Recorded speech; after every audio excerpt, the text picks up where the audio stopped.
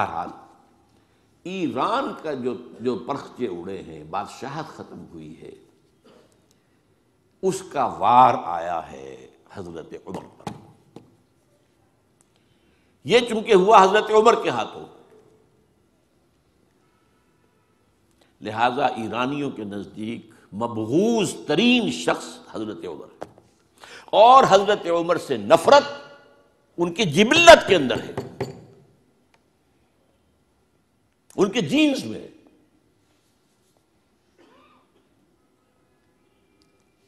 چنانچہ کس نے شہید کیا حضرت عمر کو؟ ابو لولو فیروز، ایک ایرانی غلام تھا حضرت مغیرہ کا رضی اللہ تعالی عنہ۔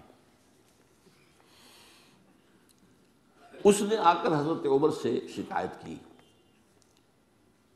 کہ حضرت مغیرہ جو ہیں ان سے مکاتبت میں کر رہا ہوں، وہ مجھ سے بہت زیادہ پیسے مانگ رہے ہیں۔ مکاتبت یہ تھی کہ غلام طے کر لیتا تھا کہ میں کمائی کر کے تمہیں اتنے پیسے دے دوں گا تو مجھے تم آزاد کر دینا، مکاتبت کہلاتا تھا کہ وہ اتنے پیسے مانگ رہے ہیں، بہت زیادہ زیادتی کر رہے ہیں۔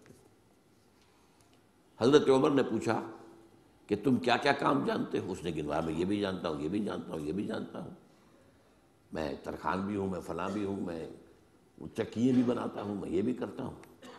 تو فرمایا کہ پھر تم پر یہ زیادہ نہیں ہے، جو مغیرہ تمہارے اوپر جس قدر رقم ڈال رہے ہیں زیادہ نہیں ہے، اور دیکھنا مجھے ایک چکی بنانی جانتے ہو تو ایک چکی مجھے بھی بنا کے دینا۔ کہا آپ کو تو میں وہ چکی بنا کے دوں گا جو ساری دنیا یاد کرے گی، دھمکی دے گئے۔ اور حضرت عمر نے پہچان لیا تھا کہ دھمکی دی اس نے۔ دوسری طرف اس کی پشت پر کون تھا؟ ہرمزان، یہ ایک بڑا جرنیل تھا ایرانی، شکست ہوئی، گرفتار ہو کر آیا، کیونکہ بہت بڑا وار کرمنل تھا۔ اس کو فیصلہ کیا گیا اس کی گردن اڑا دی جائے۔ اب اس کی چال دیکھیے، ایرانی ذہن کہ مجھے ذرا پانی پینے کے لیے دے دیں اس سے پہلے کہ میری گردن اڑائی جائے۔ حضرت عمر نے فرمایا ہاں پانی دے دو۔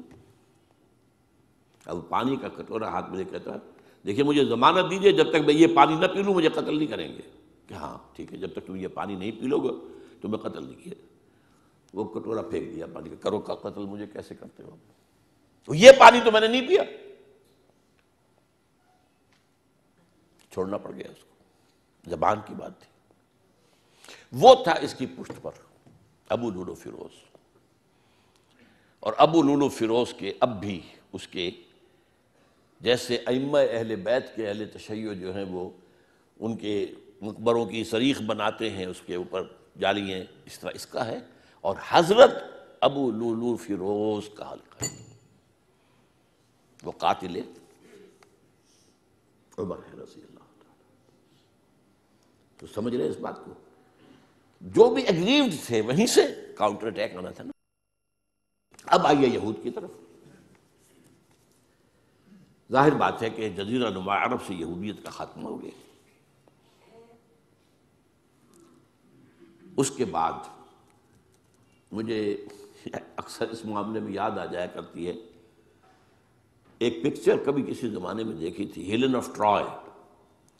وہ ٹرائے کا گھوڑا تو بہت سے لوگوں نے سنا ہوگا، کہانی ایسی ہے کہ ان کے تو اسپارٹا اور ٹرائے کے آپس میں جنگ تھی، اس میں وہ گھوڑا ایک بنا کر اس کے اندر چھپا کر فوجیوں کو وہ شہر کے اندر لے گئے تھے۔ اس جنگ میں ایک موقع پر جو ان کا سب سے بڑا یونانیوں کا جو سب سے بڑا سردار تھا، وہ جو ان کا سب سے بہادر شمار ہوتا تھا، وہ قتل ہو گیا۔ تو ایک یونانی جو ہے دوسرا سردار کھڑا ہو کر کہتا ہے so this is the end of Greek bravery but not of Greek ٹریچری۔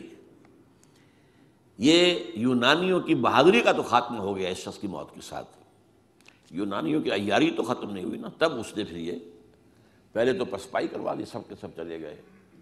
اب یہ ٹرائے والے دیکھ رہے جا رہی ہیں فوجیں چلی گئیں، جہازوں میں بیٹھ کے بھی روانہ ہو گئے۔ پھر کچھ عرصے کے بعد واپس آئے، خفیہ طور پر گھوڑا بنا کر لائے بہت بڑا، اس کے پیٹ میں اپنے فوجی بھرے۔ اب وہ جو ہے لوگوں نے دیکھا بعد میں ٹرائے کا گھوڑا ہے، اس کو وہ لوگ اندر لے گئے، وہ خوشیاں منا رہے ہیں فتح کی۔ رات کو جب وہ شراب کے نشے میں دھت ہو چکے ہوئے تھے، وہ اس میں سے نکلے، پیٹ میں سے انہوں نے قتل کیا ہے۔ تو وہ ٹریچری ہے۔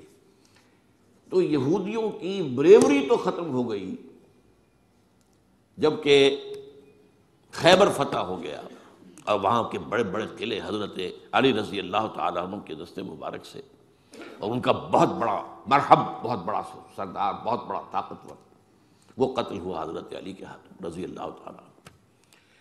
But not the Jewish treachery. وہ ٹریچری اب شروع ہوتی ہے حضرت عثمان کے زمانے میں۔ عبداللہ ابن سبا ایک یہودی ہے یمن کا، وہ اسلام کا لبادہ اوڑھ کر اسلام میں آ گیا مدینے میں۔ یہاں اس نے اس معاشرے کا خوب تجزیہ کیا، یہاں کیا کیا چیزیں ہیں، کون کون سی فورسز ایٹ پلے ہیں، میں کس دکھتی رگ کو چھیڑ سکتا ہوں۔